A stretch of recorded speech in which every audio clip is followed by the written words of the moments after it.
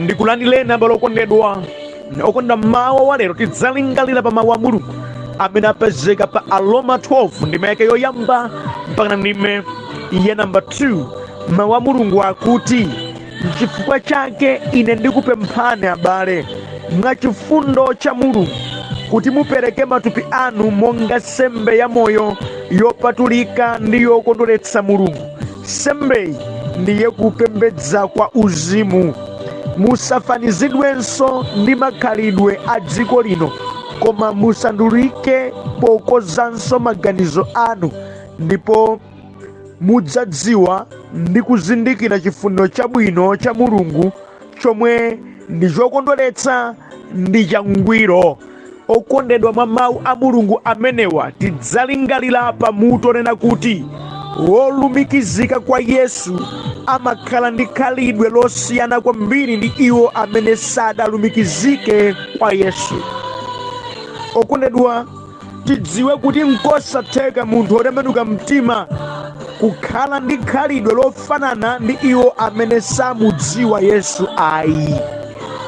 Nkosatheka kutero. Tidziwe okondedwa kunena kuti pamene ife tapanga chiganizo choyenda ndi Ambuye, tapanga chisankho chosiya za uchimo, tapanga chisankho cholapa, ndiye kuti Yesu amalowa mkati mwathu nayamba kulamulira moyo wathu, napereka khalidwe latsopano m'moyo mwathu. Izi zimasintha kena kalikonse kamene munthu wekale umachita. Munthu amene ali mwa Khristu Yesu sapitirizanso kuchita zimene ankachita asadalape ayi. Munthu amene ali mwa Khristu Yesu amaleka zakale zimene zinkachitika kamba ka mdierekezi ndi amithenga bake amene amapezeka mwa iye ziwanda zake, nayamba kutsatira tsopano za mulungu ndi mawu a mulungu ndi mzimu woyera amene agonera mwa iyeyo. Motero kuti munthu amene ndi wotembenuka mtima amakhala wosiyanira natu ndi munthu amene sali wotembenuka mtima. Munthu wake mwina nkozokhala nomweno amene kale munali auchimo pothera, koma tsopano pamene mwatembenuka mtima umakhala wosiyana ndi mmene unkachita kale. That's why Bible limati umakhala watsopano, chifukwa machitidwe amakhala atsopano. Izi zikutanthauza kuti munthu amene amadzitchula kuti ngotembenuka mtima koma akupitirizabe kuchita moyo wakale, ameneyo akunama, chifukwa kutembenuka mtima kumaonekera mkasinthidwe kamachitidwe a munthuyo, chifukwa mzimu woyera sangachite zofanana ndi chiwanda. Poti kale mu uchimo chimalamula moyo wako chidali chiwanda, tsopano pamalo pamene padali chiwandapo pakhala mzimu woyera, then ino kumakhala mwaja aziwanda. Ichi chinchipongwe ili ndi bodza, nzosatheka zimenezi. Ameni. Okondedwa, mawu amene tawerenga Paulo ali kudandaulira akhristu aku Roma namawuza kuti, okondedwa, ndimati ndikupempheni kuti mupereke matupi anu kukhala nsembe ya moyo kwa mulungu. Inuyo musachitenso monga mwakale ayi. Musafanizidwe ndi makhalidwe a uchimo ochitidwa ndi anthu amene samudziwa Yesu ayi. Komatu inu popeza mudadzipereka kwa Ambuye, konzani kaganizo kanu ndipo yambani kuchita zatsopano zolingana ndi mawu a mulungu monga mwa chidziwitso chimene mwapeza mwa iye. Ameni. Okondedwa, mawu amenewa tidzaphunziramo zinthu zitatu izi. Choyamba, pamene munthu uli mwa Yesu, kachitidwe ka zinthu ndi thupi lako kamasinthanso. Okondedwa, munthu amene adalibe Yesu, alibe Yesu, zimene amachita ndi thupi lake zimakhala zachabe. Kunena kwina, thupi lake limamthandizira kuchimwa, pakamwa pamamthandizira kuyankhula bodza. Koma tsopano amene iye ali mwa Khristu Yesu, ndi pakamwa pake pomwepo amalambira Ambuye. Ameni. Kale amasauka kudzilakwira kudza dziko lapansi nkumachimwa motsindika, koma tsopano amatsatira oda ya mawu a Mulungu namamlemekeza Mulunguyo. Ndi manja wake amamenya wanthu nkumazunza wanthu, koma tsopano ali kuyimbira Mulungu ndi kuchita ntchito zachifundo. Pali kusintha kwakukulu. That's why Bible ikuti ndikukupemphani mwa Ambuye kuti mupereke matupi anu nsembe ya moyo yopatulika ndi yokondweretsa Mulungu. Nsembe iyi ndiye kupembedza kwa uzimu. Pamene kale munthuyu samapembedza Mulungu, tsopano akupembedza Mulungu. Samayenda kukatumikira, samayenda kukapemphera, samayenda kukachita za Mulungu, koma tsopano ndi thupi lake lomwe lija limene kale ankatangwanika nalo nakhazika mu uchimo, tsopano akukhazika mwa Ambuye. Ameni. Pamakhala kusintha. Kale zimachitika ndi thupi lomwelo nza uchimo, koma tsopano zikuchita ndi thupi lomwelo ndi zopembedza Mulungu. Pamene munthu watembenuka mtima, zochita ndi thupi lako zimasintha. Kale umachita zokwiyitsa Mulungu, koma tsopano popeza thupi lako lapangidwa chuni kuzambuye, tsopano laperekedwa kuzambuye, tsopano ziwalo za thupi lako zimvera ndi kutsatira mawu a Mulungu. Tsopano machitachita ako amayamba tsopano kumkondweretsa Mulungu. Mulungu akamaona machitidwe ako amakondwera, amamva chimwemwe. Ndekuti pamenepo pafikadi kutembenuka mtima, pafikadi kusintha. Ndimatindikambira nonse mukundimva pano, ngati mukadapitirizabe moyo wanu wauchimo, mumadzitchula kuti mapemphera, mukudzinamiza nokha. There is no way mungamati mapemphera koma be matupi anu amene kale amatumikira mdierekezi leloli muli mchalichi mupemphera, koma matupi anu akadatumikirabe mdierekezi. Ayi mwangosintha malo kachimwira. Koma chenicheni nchakuti inu ndinosatembenuka mtima ndinu mkunja. Kufikana padzaoneke kusintha. Ngati kusintha sikuoneka, palibe chachitika. Matheology a dziko lapansi amateronso kuti ntchito imaoneka ngati kusintha kwaonekanso. Ngati dziko likutero kuti bwanji kumwamba. Pamene munthu watembenuka mtima, watsogoza Ambuye, ukumva mawu a Mulungu aja ndimanena kuti timakhala okonzeka ndi mawu ake, zimenezi zimasintha moyo.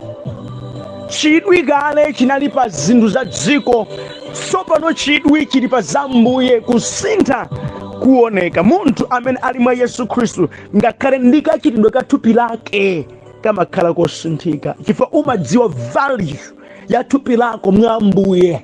Sumangochitapo. That's why umadzipatsa ulemu. That's why umatsatira zimene Mulungu akunena. Zodzichitira pa thupi lako zimatsatiranso mawu a Mulungu. Ndekuti munthu wewe wachoka moyo choti andidzifinyike sasa thupi ndilanga adatipatsa bwanji Mulunguyo, ndipanga chimene ndikufuna, ngati ndivala motere zili ndine ndi ufulu wanga. Umalega moyo menewu, umadziwa kuti tsopano ine ndine kachisi wa Mulungu ndipo Mzimu Woyera agonera mwa ine. Sumangochita yaviyavi ndi thupi lako, umalilemekeza popeza Mzimu Woyera agonera mwa iweyo, ndiwe kachisi, iweyo ndiwe chalichi ya Mulungu. Sumangochitapo ayi. Ndikufunseni, mumadzitenga thupi la mwanumo ngati kachisi wa Mulungu ndipo Mzimu Woyera amagonera mwa inuyo. Mzimu Woyerayo muri ali mkati mwanu ndi mmene muchitiramu, ndi mmene mvaliramu, ndi mmene muonekeramu. Moti Mzimu Woyera amapezekadi mwa inuyo. Okondedwa, ngati palibe kusinthika kotero kofanana ndi mawu a Mulungu, mukudzinamiza nokha. Ndipo ndi pembedzero langa kuti musapitilize kudzinamiza kotereko, chifukwa mudzalira muli mmoto wa sufule mu Gehena. Mutataya nthawi, mumamva zonga ndikukamba pano pansi, koma mwina mumangotineka ayi moyo ndi choncho. Ayi, moyo si choncho. Malemba akuti, ndikupemphani abale mwa zifundo za Mulungu kuti inu mupereke matupi anu khala nsembe, ndiko kupembedza kwanu kwa uzimu kotsogozedwa ndi Mzimu Woyera. Ameni. Chachiwiri ndichi, pamene munthu ali mwa Yesu safunikanso kukhala ofanana ndi iwo amene akutsatira Satana. Ayi, palibe ubale okondedwa. masiku ano tili ndi struggle yofuna kufanana vanthu mmachitidwe, koma ndipoti ndinene pa nkhani ya uzimu iyi sikudzatheka kufanana ndi iwo ochimwa ayi. Moti inu mukundimva amene mukutsatira Khristu Yesu, vomerani chilungamo chimenechi, simudzakhala ofanana ndi iwo amene samudziwa Yesu, mudzakhala osiyana. That's why Bible kuti musafananenso, musafanizidwenso, musakhale ngati iwo amene samudziwa Yesu ayi. Moti muyesonso omadziyesa wekha munthu nkuti awo sapemphera, awo nchidakwa. Kodi iwowa ndi ine tikukhala mofanana? Ngati chidakwa chikutukwana, opempheranso akutukwana, that means nonsenu ndinu osapemphera.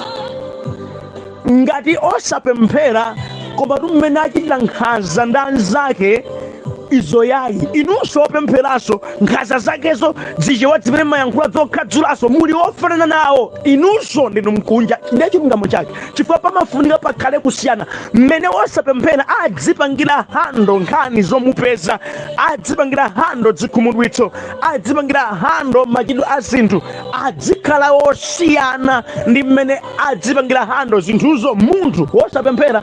Chifukwa nchiyani pali kusiyana? Mwa iyeyi muli chiyero, mwa munthu wopempherayi. Mwa iyeyi muli chilungamo, mwa iyeyi muli chifundo, mwa iyeyi muli uzimu. Izizi nzosowa kwa munthu amene Yesu alibe. Afanana bwanji?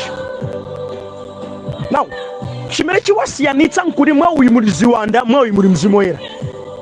Palibe kufanana kwina kulikonse. Now, ngati awo atati afanane, it means mwa osapemphera muli chiwanda, mwa iwo udzichiwa pemphera weso muliso chani kuti muliso chiwanda. Common denominator ndi chiwandacho. Ngakhale mayina atakhala osiyana, uri uyu adzitchulabe awuvomeza kuti ndi mkunja, iwe suvomera kuti ndiwe mkunja, koma common denominator ndi chiwanda, nosiyeni chilungamo chake ndinu aziwanda. That's why Bible ikunena moyera pakhale kusiyana. Mahule ndi atsikana azimayi opemphera pakhale kusiyana. Pakhale kusiyana. Okwatira wapabanja opemphera ndi wapabanja osapemphera awiriwa achite zawo mosiyana. Koma zipezeka kuti no osapemphera akuzunza akazi ake, inunso mmati mapemphera nunso muzunzanso akazi anu. Osapemphera simene sasamalira banja, inunso mmati opemphera anu simusamalanso banja lanu. Osapemphera koma tu kukanika kukondana, inunso opemphera anu kukanikanso kukondana. Osapemphera sakhululukira chimasomaso mbwerekete, inunso mmati mapemphera anunso kusakhululukiranso chimasomaso mbwereketeso. Palibe kusiyana, nonsenu ndinu osapemphera. Ndiye chilungamo chake. Chifukwa malemba akutiuza kuti pasakhale kufanana pakati pa osapemphera ndi opemphera. Tikamakamba izi zana Maria, then you are going to the extreme. Ndiye mwazitengera pa mgongo. Malemba ali clear, sitingafanane. Ndi kulalikira nditakhala ofanana ndi mmene chidakwa chikuchitikira, ndi kuti paliso abusa ngati. Koma pakhale kusiyana. Zimene osapemphera akumwa ndi zimene opemphera akumwa zikhale zosiyana. Chifukwa awo chowamwetsa mchiwanda, inuyo Mzimu Woyera amakuunikirani kuzimenezo. Funso limene muzifunsa pochita zinthu ndi ili: kodi ndi Mzimu Woyera akundiunikira ndipite ku Balako? Ndi Mzimu Woyera amene akundiunikira kuti ndikhale ndi MG2? Ndi Mzimu Woyera amene akundiunikira kuti abambo wanda alole nkhale iwo ali pabanjabe? Ndi Mzimu Woyera kodi amene akundiunikira kuti ine ndiyambe kukhala ndi zabanja omasadakwatire, ndidzichita zachiwerewere munthu nesindili pabanja? Ndi Mzimu Woyera amene? Kodi ndi Mzimu Woyera amene akukuunikirana anyamata amene simudakwatire komwamba kale kukhalira limodzi ngati banja? Ndi Mzimu Woyera kamene chiwanda. Ngati mukuchita zomchimwira muledziwani, mukungodzitchula opemphera, koma chilungamo chake mukulamulidwabe ndi Satana, mukulamulidwabe ndi chiwanda. Sindinu opemphera pamaso Mulungu wanu. Kudziko kuno ayi maudindo tikupatsani, m'machalichi ayi mutenga maudindo onsewo, kulalikira mulalikiranso, koma kumwamba simukalowa, chifukwa ndinu ofanana ndi dziko lapansi, mudakalamulidwabe ndi Satana, chimene kumwamba savomereza. Ayi ndithu malemba ali clear, tisafanane ndi dziko. Ife ndife kuwala. Ngati kuwala kwasanduka mdima kumasintha dzina, kulibe mdima owala, kulibe, sikudzatheka. nde inu mufuna mukhale mdima owala singateke ndinu mdima basi ngati ndikuwala mwasiyana nawo mdima basi. Zimenezi zinafuna zidziwike pakati pathu ndi zimene Paulo ali kuphunzitsanso miyoyo yathu lero lino. Ameni.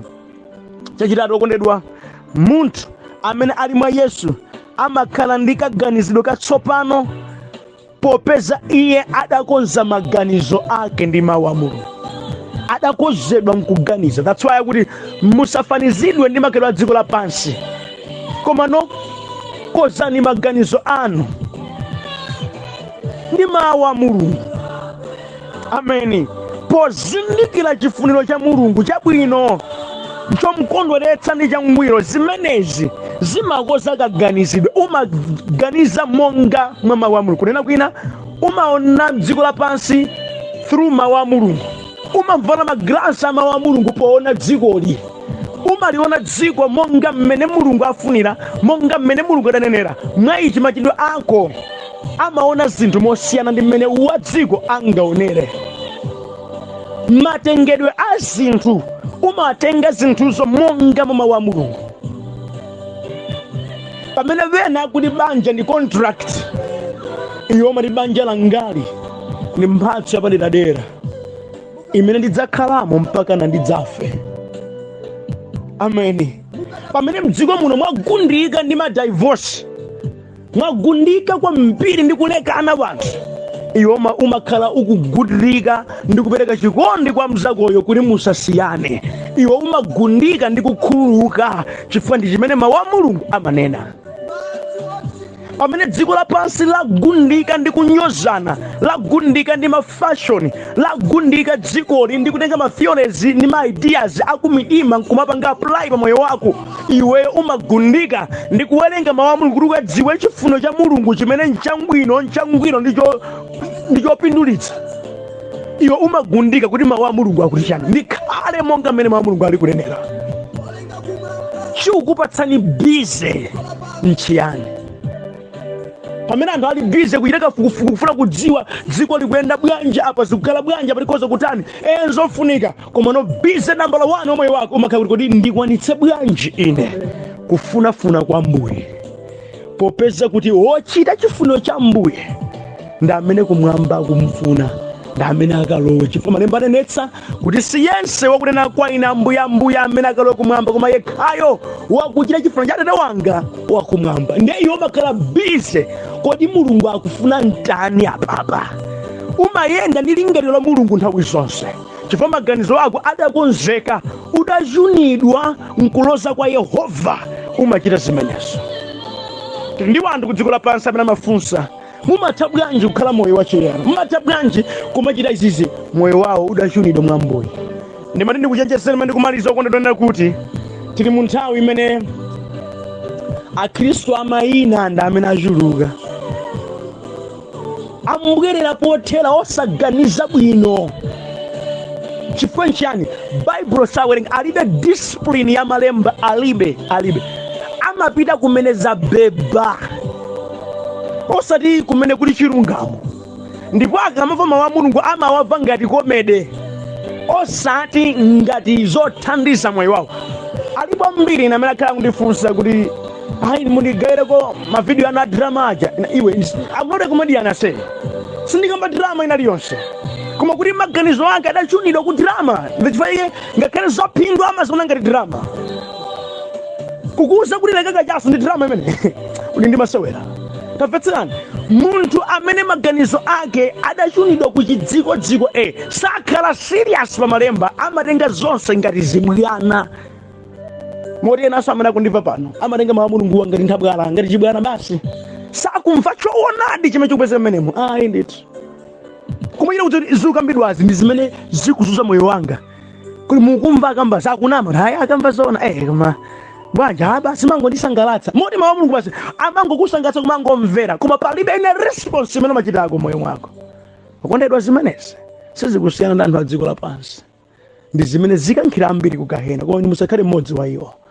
Khalani serious pamene muli mwa Khristu Yesu, mzoona yendani ndi mzimu yemweyo.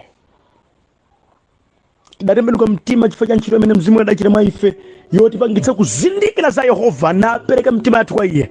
Tiyende naye, tikhale mzimenezo, tisafanizidwe ndi dziko lapansi, koma ife ana a Mulungu tikhale monga mwa lamulo la Mulungu, monga mwakufuna kwa Mulungu, monga mokondweretsa Mulungu. Ambuye akudalitseni.